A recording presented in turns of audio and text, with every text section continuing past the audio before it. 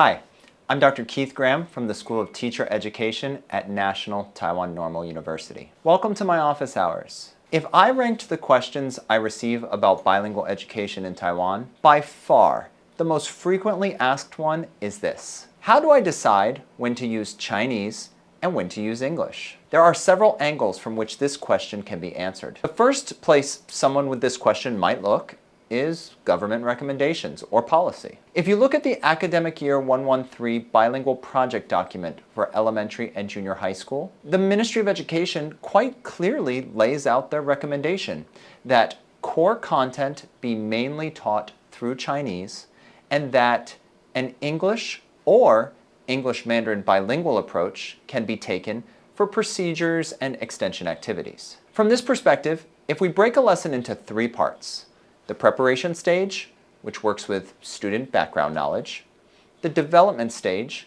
which teaches new material, and the summary stage, which reviews and evaluates learning, then English could be used in the preparation and summary stages, and then mainly Chinese in the development stage, at least when presenting new material. If your development stage includes practice and application activities, then English may be incorporated there as well. But not all cities follow these guidelines.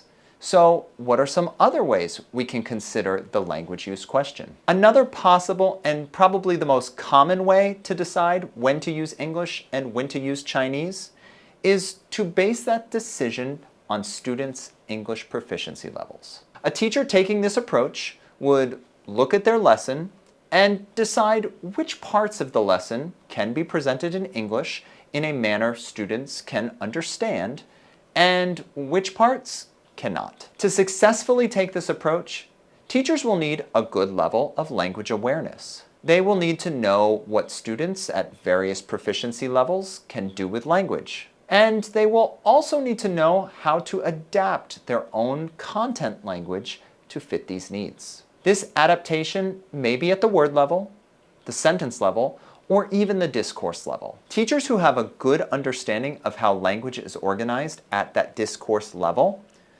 could make some decisions about language use using this knowledge by looking at the stages of the discourse and choosing which stages can be done in English and which could be done in Chinese. This strategy of choosing language based on student language proficiency is a good one, but I'd like to suggest one more, especially for those bilingual teachers in situations where their students have fairly good English proficiency. From my perspective, the ideal bilingual class is always bilingual, never English only, because an English only class is actually English medium instruction, or EMI, not bilingual. These two types of classes are very different in my mind, though in Taiwan, EMI and bilingual are often discussed as the same thing. With that in mind, if we are doing bilingual classes with students with good English proficiency, then we have to make decisions about language based on something other than their language ability. One way to do this is to think about our subject content in terms of three categories: knowledge, skills, and attitudes. Assuming that the students in this classroom are local Taiwanese students, I would make the following recommendation on how to choose between Chinese or English. For knowledge, I think students should learn through both languages. Part of the content can be taught in one language, and other parts can be taught using the other. If the content is related to local things, Chinese can be used.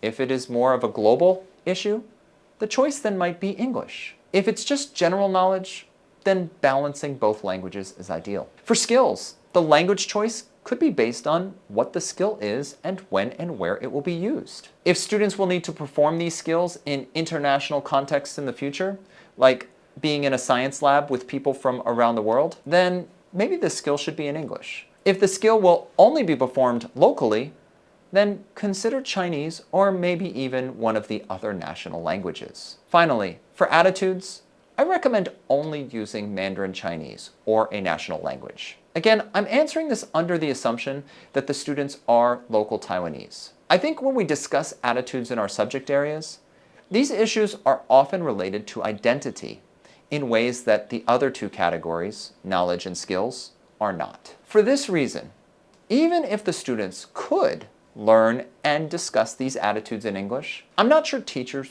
should take that approach. Developing student attitudes, I believe, is best done using the student's dominant language in the bilingual classroom. In Taiwan, that dominant language typically is Mandarin, but could be another national language as well. I'd like to reiterate that these recommendations are for contexts where A, students are local Taiwanese, B, students have high English proficiency, and C, the class is designated as a bilingual, not an EMI course. For contexts where any of those three assumptions are not met, I would have different recommendations. But as a general rule, anytime we talk about bilingual education, choices should always be determined by the context. Thank you for attending my office hours.